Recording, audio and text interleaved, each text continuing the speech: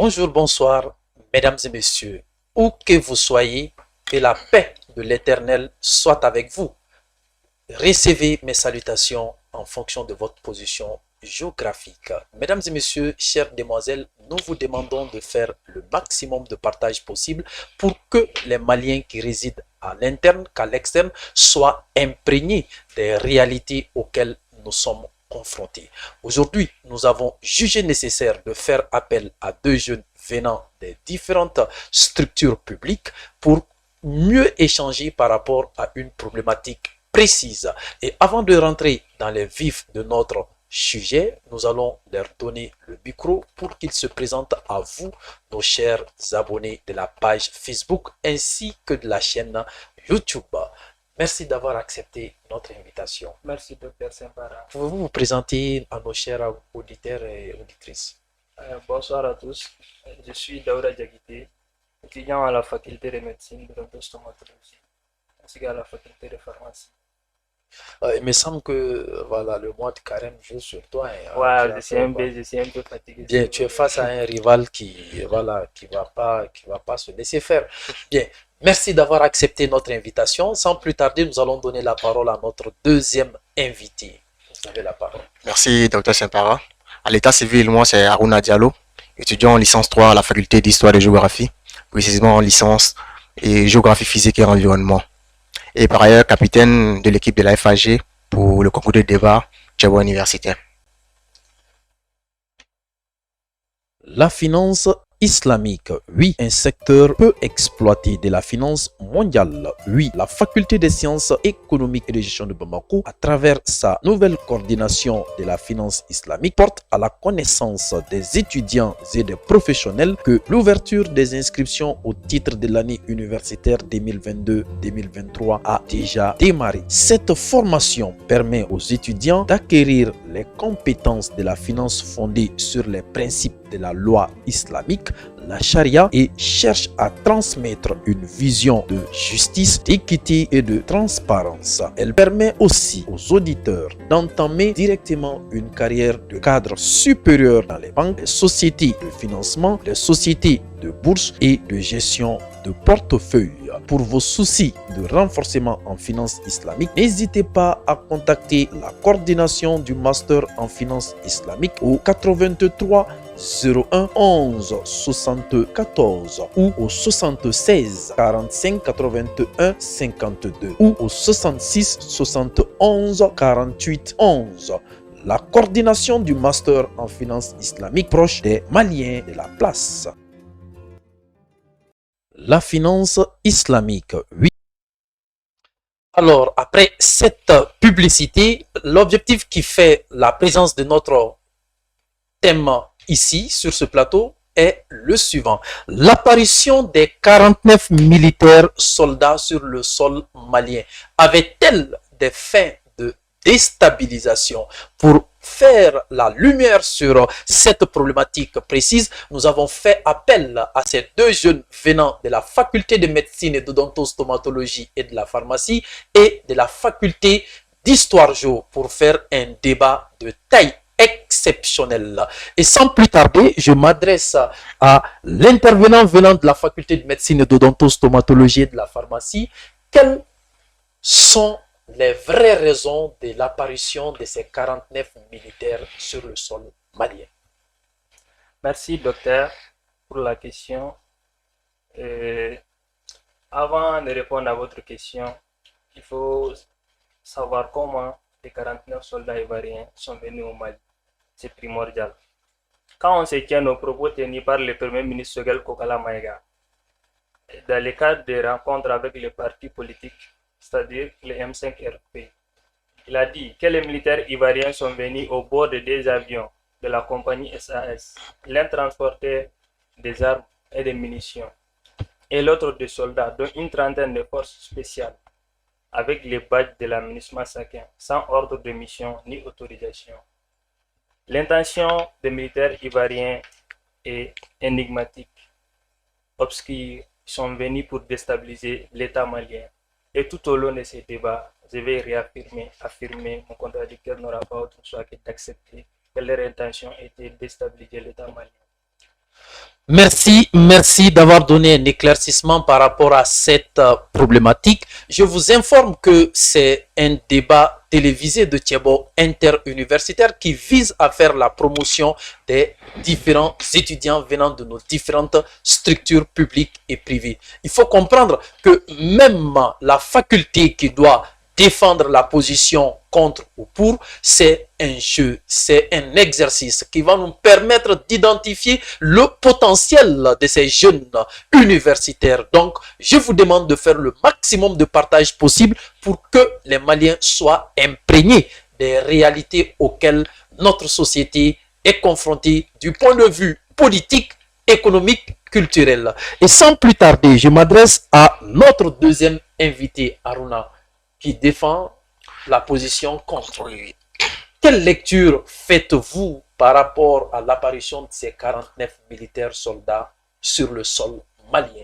Parce que votre co-contradicteur vient d'affirmer que ces militaires sont venus à 2 avions, mais aussi ils n'avaient pas d'ordre de mission en question. Ce qui signifie qu'il y a l'illégalité dans leur déplacement, mais aussi il y a des irrégularités qui n'ont pas été respectées. Et quelle lecture faites-vous si ce n'est pas en quelque sorte une vision de déstabilisation de cette belle nation? Merci, Dr. Sempara, pour cette belle question. Mais avant d'entrer dans le vif du sujet, j'aimerais remercier les, les membres et les partenaires du l'EAC, l'entreprise d'appui de conseil, qui vraiment offre une énième vitre d'échange entre les étudiants des différentes facultés et instituts de notre pays. Pour répondre maintenant à votre question, l'analyse qui ressort de l'affaire des 49 soldats ivoiriens sur le sol malien est une affaire qui a vraiment ébranlé les relations bilatérales entre la Côte d'Ivoire et le Mali. C'est une affaire datant du 10 juillet dernier. Selon le communiqué du gouvernement ivoirien, à 11 heures, un avion de la compagnie ivoirienne,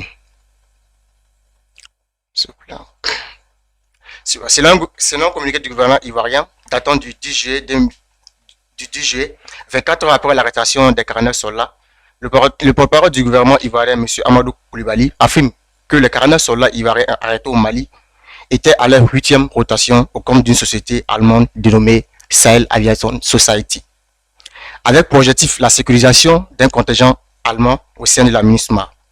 Dès lors, les 49 soldats ivoiriens n'avaient nullement l'intention de déstabiliser le Mali. Ils étaient là plutôt pour sécuriser un contingent de la MINUSMA. Mais est-ce que vous êtes sûr de ce que vous avancez? Parce qu'après l'apparition de ces militaires au Mali, nous avons vu des attaques au niveau de Kati, et précisément le camp Soudjata. Bon, peut-être on se dit, souvent on peut se dire que ceux qui viennent par atterrissage n'ont pas une vision de déstabilisation, mais ça peut être le noyau en quelque sorte de la déstabilisation. Et quelle lecture faites-vous par rapport à ça? Je dirais que, Dr. Separa, voyez-vous, 49 soldats peuvent-ils déstabiliser un pays comme le Mali? 49 soldats venus à Bamako en venant par l'aéroport international Modibo Keïta, c'est nous. C'est trop facile. Si vraiment les soldats ivoiriens avaient l'intention de déstabiliser le Mali, il y avait des voies plus appropriées. Sachant bien que le Mali et la Côte d'Ivoire partagent une frontière terrestre. Pourquoi venir à l'aéroport international Modibo Keïta, sachant bien que vous serez soumis à des contrôles? C'est trop facile. Nous disons qu'il y a eu juste un malentendu entre les autorités ivoiriennes et ceux du Mali.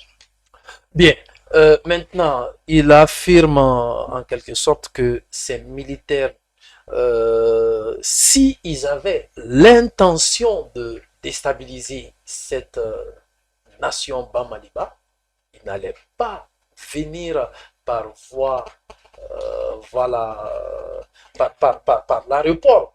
Et pourquoi ne pas mettre en place un grand convoi par la voie terrestre afin de casser les frontières pour enfin mener leurs actions de déstabilisation? D'accord, docteur Sempara, vous savez, quand j'entends mon contradicteur dire que 49 soldats ne peuvent pas déstabiliser un pays, je me dis qu'il donne quelle définition à la déstabilisation. Parfois, un simple chroniqueur suffit pour déstabiliser un pays. Parfois, un simple activiste suffit pour déstabiliser un pays. Alors que ces 49 soldats sont venus avec des avions remplis des armes non identifiées, ni par les Nations Unies, ni par les Mali. Vous le savez ainsi que moi, depuis 2012, que notre pays traverse des crises, de l'insécurité grandissante, du terrorisme et du banditisme. Ces armes qui sont venues sans être identifiées par l'État malien peuvent tomber dans les mains de quiconque. À travers ces armes, ça peut entraîner, ça peut augmenter les taux d'insécurité. Mais il y a combien de militaires au Mali ici? Croyez-vous question... que 49 militaires, et puis il y avait des dames. Quand le problème c'est quoi? Comment ces 49 peuvent déstabiliser toute une nation? Docteur Sempara. Avec des milliers de militaires, Docteur Sempara. Des pilotes, des armées de terre. Mais, mon frère, soyons raisonnables. S'ils étaient venus. Soyons raisonnables. Oui, je vais vous répondre, docteur Sempara. S'ils étaient venus en tant que militaires pour combattre les Mali, on peut dire que c'est pratiquement impossible. Mais ils sont venus en dissimulant leurs identités. Un maçon qui part à Kati pour chercher un travail ou aller construire une maison. À travers ça, il peut prendre tous les renseignements nécessaires à leur guise et aller faire leur cours la nuit. C'est un maçon. Et sur sa carte, on dit c'est un maçon, c'est un menuisier. Ils ont dissimulé leurs identités pour vraiment réaliser leur objectif. Un menuisier qui vient, toi tu vas dire que c'est un simple menuisier, tu lui laisses rentrer là où un militaire ne devrait pas être, normalement. Mais si c'est un menuisier ou un peintre, tu les laisses, Assimi même pouvait leur laisser aller peindre sa maison, on ne sait jamais. Et à travers ça, il va prendre des informations essentielles pour déstabiliser les Mali. C'est bel et bien possible que des militaires, pas n'importe quel militaire, des forces spéciales ivoiriennes. Il ne faut pas minimiser la formation en qualité qui se passe en Côte d'Ivoire. Il y avait plus de 39 forces spéciales ivoiriennes. C'est largement suffisant pour déstabiliser les Mali. Un pays qui est déjà affronté par le terrorisme. C'est largement suffisant. Alors, Arna, il faut voir. On parle des maçons, des menuisiers, des peintres comme militaires. Est-ce que l'idée avancée par votre co-contradicteur n'est-elle pas fondée?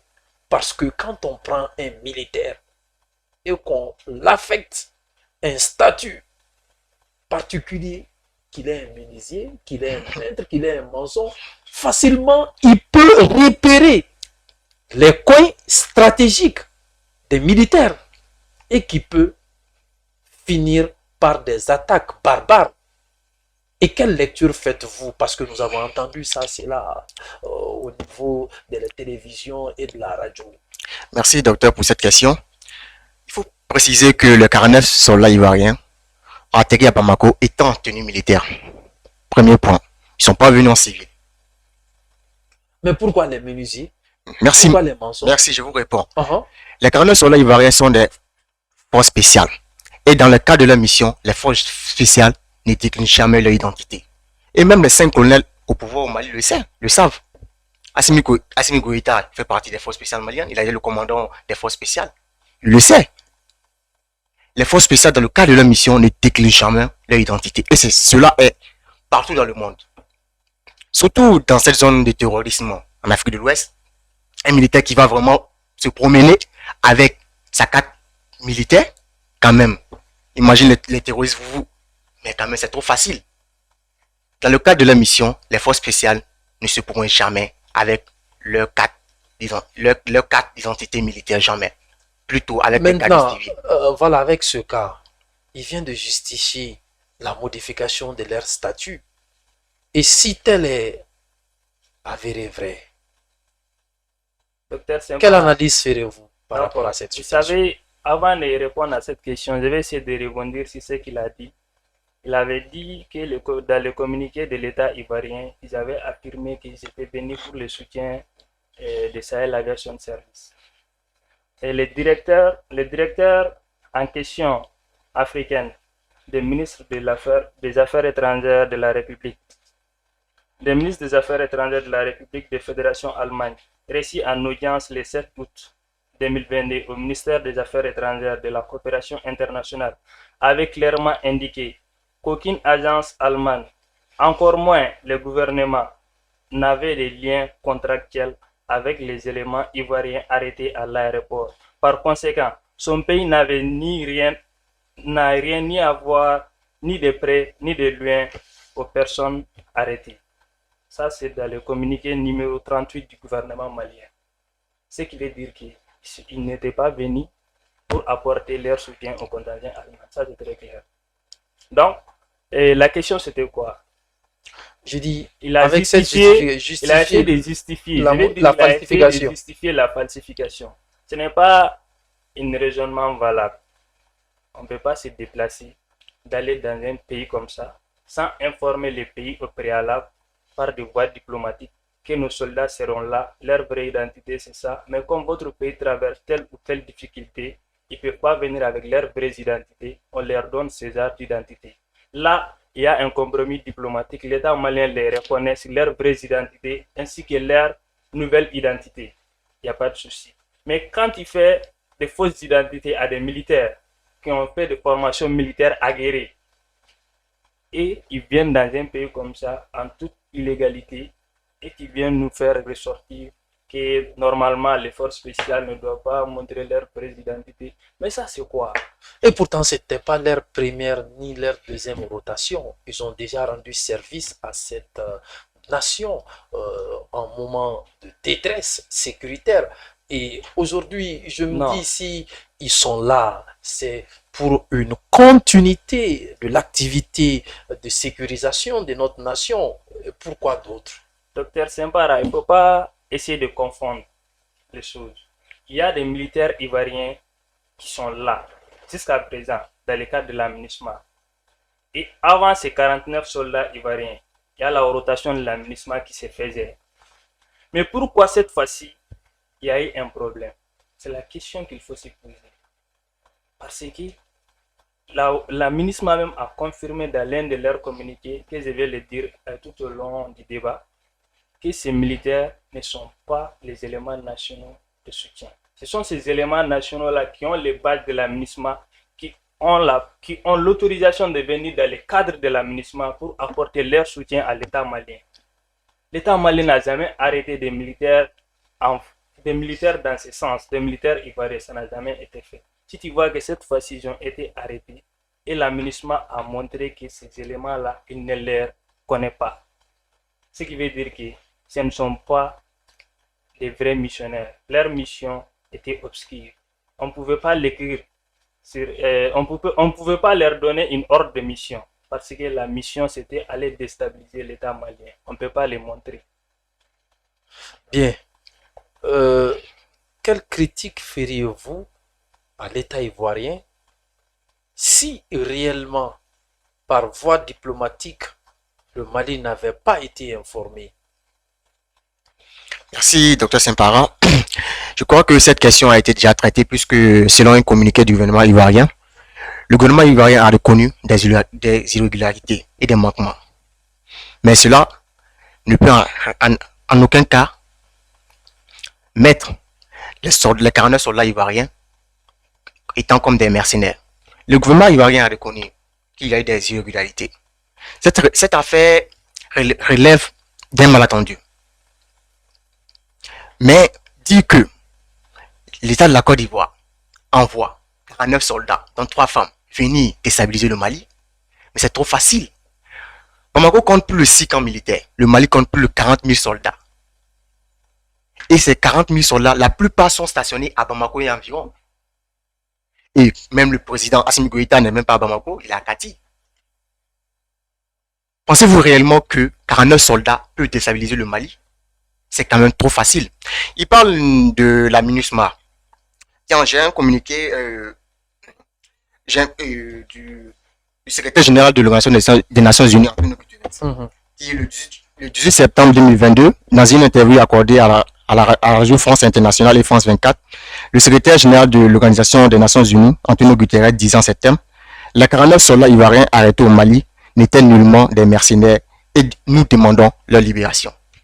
Pensez-vous réellement que si les 49 militaires ivoiriens étaient des mercenaires et avaient pour objectif de déstabiliser le Mali, le secrétaire général de l'ONU allait-il appeler à leur libération? Je ne pense pas. Dans cette même ordre d'idée, le porte-parole de la MINUSMA, Olivier Salgado, avait laissé entendre à l'agence française de presse que les militaires interpellés faisaient partie des éléments nationaux de soutien logistique de la MINUSMA. Point barre. Le porte-parole de la MINUSMA a tranché. Vous pensez que ce ne sont pas des mercenaires? Jamais. Puisque le porte-parole de la MINUSMA a tranché. Et même le secrétaire général de l'ONU a tranché. Pourquoi s'entêter encore à dire que les 49 soldats ivoiriens étaient des mercenaires? Maintenant, que pensez-vous à sa réticence sous l'appellation des 49 mercenaires ivoiriens? Docteur Sempara, vous savez, l'État malien est trop sérieux pour attribuer les mots mercenaires à des militaires qui ne le sont pas. Ils sont venus les 10. Ils sont venus le 10 juillet. L'État malien n'a pas fait un communiqué directement pour les considérer comme des mercenaires. Il a fait des investigations. Le Premier ministre malien a appelé le Premier ministre ivoirien pour un débit dès leurs arrestations. Le Premier ministre ivoirien lui a confirmé qu'il n'est pas au courant. Le ministre des Affaires étrangères malien a appelé son homologue en Côte d'Ivoire. Il a dit la même chose, qu'il n'est pas au courant. Pour te dire qu'au début, les autorités ivoiriennes ont nié qu'ils ne sont pas au courant. Maintenant, il parle de la MINUSMA. La MINUSMA, l'État malien a convoqué la MINUSMA pour donner des éclaircissements concernant les sorts des 49 soldats. Et le MINUSMA, dans sa note verbale, référence MINUSMA bar Pro bar NB bar 226 bar 2022, il y a 3 points essentiels qui nous permettra de tracer c'était quoi l'objectif même de la présence de ces 49 soldats. Alors, quel est l'objectif? Voilà. Je vais vous citer ces 3 points d'abord avant de vous dire l'objectif. D'accord. Primo, la MINUSMA a affirmé dans ce communiqué qu'il n'a pas été informé de la présence de ces 49 soldats ivoiriens alors qu'ils avaient les badges de la MINUSMA. Ça, c'est un. Deuxième point, l'État ivoirien, mon contradicteur avait affirmé qu'ils étaient venus pour apporter leur soutien à un soi-disant contingent allemand. La MINUSMA a affirmé dans ses communiqués que les soldats qui apportent leur soutien au contingent allemand sont de 7 pays. Les soldats bangladais, les soldats cambodgiens, des soldats tchadiens, des soldats britanniques et des soldats des soldats de Sri Lanka et enfin les Suédois. L'État ivoirien n'est pas cité dedans. Ce qui veut dire qu'il n'y a pas un contrat officiel reconnu par le MINUSMA qui est le représentant légal des Nations Unies au Mali. N'est pas informé d'un contrat entre ces sociétés et l'État ivoirien. Donc, pour vous dire que on ne voit pas l'objet de leur présence si ce n'est pas la déstabilisation de l'État malien. Ils ont dit qu'ils sont venus pour l'Allemagne. L'Allemagne a démenti. La MINUSMA a démenti. C'est quoi l'objet de leur présence? Et même ils n'avaient pas d'ordre de mission. Après tous ces manquements à l'endroit de ces militaires, ils savent pas. On leur a demandé aussi. Ils ont donné plusieurs versions. Et même, entre eux-mêmes, ils ne savaient pas pourquoi ils sont venus au Mali. Pour vous dire qu'on ne pouvait pas dire, ils pouvaient pas dire leur vraie raison de venir au Mali. C'était pour déstabiliser l'État malien. Alors, avec cette multiplicité de nationalités, cette multiplication de nationalités, d'une nation à une autre nation, le constat est que il y a anguille sur roche. Et quel diagnostic feriez-vous suite à ce constat de la diversification de la nationalité de ces militaires, si ça n'avait-elle pas des fins de déstabilisation? Vous parlez de diversification des nationalités. À ce que je cherche, lorsque les soldats ont été libérés, leur nom a été communiqué de façon directe. Et tous les soldats, tous les 49 soldats étaient de nationalité ivoirienne. Il n'y avait pas d'autre nationalité. Ils étaient tous d'origine ivoirienne et ivoiriens. Qu'est-ce qui te fait dire ça? Mais c'est officiel. Les noms ont été donnés. Le Mali n'a pas pu prouver qu'il y avait d'autres nationalités au sein des 49 soldats. À leur venue à l'aéroport et Félix Houphouët, le président Alassane Ouattara était présent. Et on a vu que les 49 soldats ont fait une lecture, un communiqué. Et dans ce communiqué, là, les noms des 49 soldats étaient cités. Et il n'y avait pas de Béninois, il n'y avait pas de Togolais comme certains évidemment laissaient entendre. Ils étaient tous de nationalité ivoirienne. Donc, dans ce cas-là, il n'y avait pas de diversification de nationalité. Là, à ce point, il faut vraiment le supprimer. Revenons en fait. Parlons, pour moi, cette histoire des 49 militaires ivoiriens a été une ruse utilisée par l'État malien. Un mirage pour poser d'autres problèmes et essayer de changer de partenaire stratégique. Comme vous le savez, entre le Mali et la France, ça ne colle pas. Cela est un secret de polichinelle. Et depuis, quand on parle Mali-France, ça ne colle pas. On sait bien que la Côte d'Ivoire et la France sont les partenaires stratégiques. Donc, les dirigeants maliens ont vu en cette histoire une opportunité de tenter de changer de partenaire stratégique. L'État ivoirien a reconnu des irrégularités, certes. Mais peut-on réellement dire que ces 49 soldats étaient venus pour déstabiliser le Mali?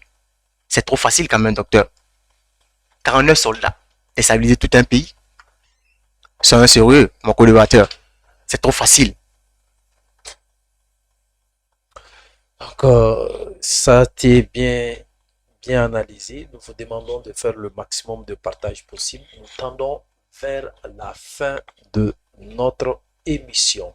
Et sans plus tarder, quelle réplique feriez-vous par rapport à sa réaction et quelle contribution feriez-vous pour l'amélioration continue de la sécurité du Mali pour ne pas être face à des éventuelles pénétrations des mercenaires étrangers? Docteur Sempara, je vais essayer de rebondir sur quelques points que mon contradicteur a signalés. Primo, il avait parlé du porte-parole de l'aménagement qui avait fait un tweet. Il a été convoqué par le ministre des Affaires étrangères et son Excellence Abdoulaye Diop. Il lui a donné 40, si je ne me trompe pas, c'était 48 heures pour amener des preuves de ses allocations. Parce qu'il avait affirmé que l'État malien était au courant de la venue de ces 49 soldats. Par manque de preuves, aux arguments qu'il avançait, il a été obligé de quitter le territoire malien. C'est pas si vous me comprenez. Ça, c'est une preuve valable, un argument solide, irréfutable, que l'État malien n'était pas informé. Et son Excellence, le président ivoirien, avait dit dans l'une de ses interviews, je ne me souviens pas très bien de la date, que c'est aux Nations Unies de clarifier leur position, que leurs soldats sont venus pour une mission très claire. Et je viens de vous dire tout de suite la note verbale de l'aménagement qui avait dit que ces militaires-là ne faisaient pas partie des éléments nationaux de soutien. Mais après des années, comme lui il vient de le signaler, l'État ivoirien, comme on dit, s'il plaît à Paris, il fait froid en Côte d'Ivoire, à Abidjan, n'est-ce pas? Voilà. Donc, après des mois des arrestations, tout le monde a su que l'État malien avait bel et bien raison. Donc, ils ont essayé de rapprocher, de victimiser l'État malien en rapprochant je ne sais pas comment dire, leur point de vue à travers le secrétaire général de l'ONU qui avait affirmé qu'évidemment ils ne sont pas des mercenaires. Après, le président à l'époque de la CEDEAO avait dit la même chose. Ils ont essayé de changer le cours de l'histoire, alors que l'État malien avait tout écrit et tout noté, tout était sur le net. L'information était claire Ils ne pouvaient pas essayer de s'arranger pour faire passer l'État malien d'une victime qui a essayé de profiter de la situation pour demander des choses ou des choses ainsi comme ça. De faire passer l'État malien comme l'agresseur, alors que c'est l'État malien qui a été agressé. On a violé son article 40 de la Code pénale qui stipule l'alinéa 4 qui survolera l'État malien au moins d'un aéronef étranger sans y être autorisé par une convention diplomatique ou par l'autorité malienne sera condamné d'atteinte, sera coupable d'atteinte à la sûreté extérieure de l'État. D'accord. Maintenant, quelles recommandations feriez-vous avec une telle pratique? La seule chose que je vais dire, primo, c'est de remercier la vigilance de nos femmes. Grâce à eux, dès leur atterrissage, ils ont été maîtrisés et mis à la main de la justice. On ne peut que dire et saluer nos autorités et d'investir plus dans la sécurité, dans la formation, dans l'équipement, pour que l'État malien soit totalement indépendant sur le plan sécuritaire ainsi que sur autres plans. Il a parlé de partenariat. Je salue par là notre partenariat avec notre partenaire fiable et sincère, comme l'a dit le ministre des Affaires étrangères Sadio Kamara. Et je remercie son Excellence, M. Poutine, pour sa sincérité et son apport envers l'État malien. Et tout le monde sait maintenant, ce n'est un secret pour personne que l'espace aérien malien est contrôlé par l'État malien actuellement. Personne, comme Assimi l'a dit, permettez-moi de le dire en Bambara, Mali teke bateme sira blé, bewo don. Pour me faire na ina fofolo la oba ke tuga na otesi ga ke blé. Fanga yelemana, sécurité yelemana. Donc mokura rebe, kokura rebe, partenaire fene yelemana. Ni bina mal la, ibi sara mal la, rewa ami mine ki kakono. Faut te voir. D'accord. Ami Fouki Walid Mandon, merci vraiment pour cet éclaircissement et cette recommandation qui doit être voilà, prise par l'État malien afin d'améliorer la relation bilatérale avec la Côte d'Ivoire. Quelles recommandations feriez-vous auprès de l'autorité sur place? Merci, docteur Sempara. Comme le disait le premier ministre Sougal Kougala Maïga, au problème diplomatique, des solutions toujours diplomatiques. Et je pense que l'erreur du Mali dans cette histoire était vraiment de tenter de rendre de façon judiciaire cette affaire. Au problème diplomatique, des solutions toujours diplomatiques. Il fallait privilégier la diplomatie. Chose que le Mali, au départ, n'avait pas l'intention de faire. Mais heureusement que à la fin, la diplomatie l'a emporté quand on a vu que à la fin, Assimi Goïta a gracié les 49 soldats ivoiriens.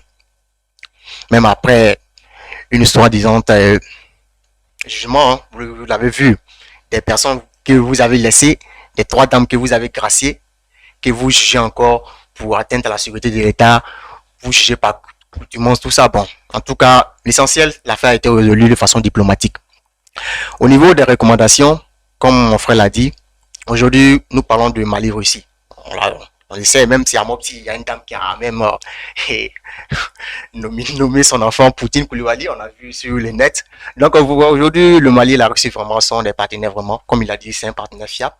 En tout cas, espérons que dans cette partenariat-là, nous sortons vraiment de cette crise qui vraiment, depuis 2012, qui vraiment date assez de choses. Espérons vraiment que le Mali pourra vraiment sortir vraiment de ce chaos-là et prions pour un Maliba meilleur. Merci pour cet éclaircissement par rapport à l'apparition des 49 militaires ivoiriens sur le sol malien. Mon cher Abouni, nous vous demandons de faire le maximum de partage possible pour que les Maliens qui vivent à l'interne qu'à l'externe soient imprégnés de la qualité de la communication de ces jeunes universitaires.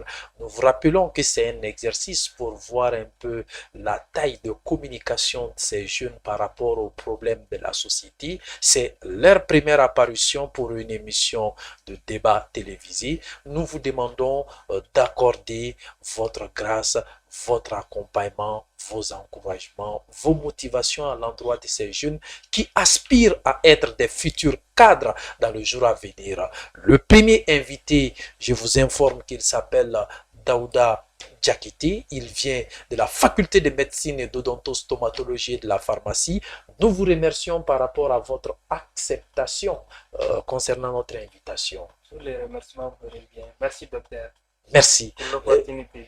Merci. Le deuxième invité, il est un étudiant de la faculté d'histoire géo. Il s'appelle Aruna Diallo. Nous vous remercions encore pour votre acceptation concernant notre invitation. Merci, Dr Saint-Para. Tous les remerciements vous reviennent vraiment pour vraiment ces vitrines que vous offrez à nous étudiants vraiment maliens. C'est super bien. Alors, mesdames et messieurs, chères demoiselles, nous vous demandons de faire le maximum de partage possible pour que les Maliens soient imprégnés de la qualité de la communication des jeunes universitaires. Nous vous affirmons que ces jeunes ont une valeur supra, ultra, extrêmement au rendez-vous. Vous venez de voir leur analyse de taille par rapport à cette question qui a tapé partout dans ce monde et qui fait l'actualité des choses. Mais nous vous demandons de motiver, d'encourager et solliciter ces jeunes s'il y a des opportunités au niveau des ONG pour que la communauté nationale qu'internationale soit imprégnée des capacités de nos jeunes universitaires. Et sans plus tarder, nous vous donnons rendez-vous à un prochain numéro.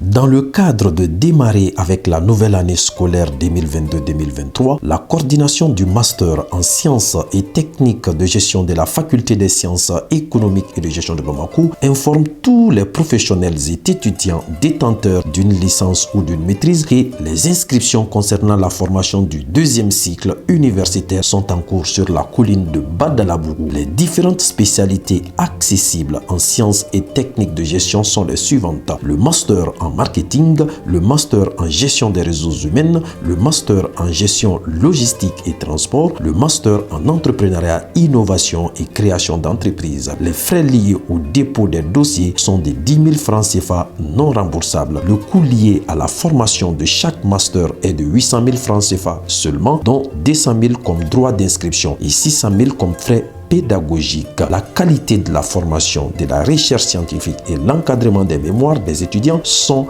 les premiers soucis de cette coordination. Pour plus d'informations, contactez le 76 46 34 02 ou le 74 17 44 11 ou le 83 01 11 74 ou le 77 53 07 06. Chers étudiants, la coordination du master en sciences et techniques de gestion de la FSEC sont à votre disposition.